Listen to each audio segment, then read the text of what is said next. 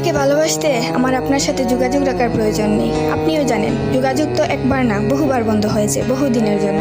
ভালো তো আমি আপনাকে সেদিনও বেসেছি। থাক না যোগাযোগ বন্ধ, থাক না কিছু কথা আল্লাহ জানুক, কিছুটা কি বুঝ জানুক, বাকিটা আমি আর আমার নির্ঘুম রাতের মাঝে সীমাবদ্ধ থাকুক। কিছু একটা অপূর্ণ ছিল যা কখনো পূর্ণতা পায়নি। কেউ একজন আমারও ছিল, কিন্তু সে আমার হয়নি। তারপর যাকে বহুবার দেখার পরেও মন ভরে নাই, তাকে আজ বহুদিন দেখি না। তোমাকে আজও পুরোপুরি ভুলে ওঠা হয়নি। তুমি আছো, তুমি রয়ে গেছো। তুমি আমায় ভালোবাসোনি, এটা তোমার ভুল ছিল না। তোমার জায়গা থেকে তুমি সঠিক ছিলে। ভুল ছিল আমার। কেন জানো?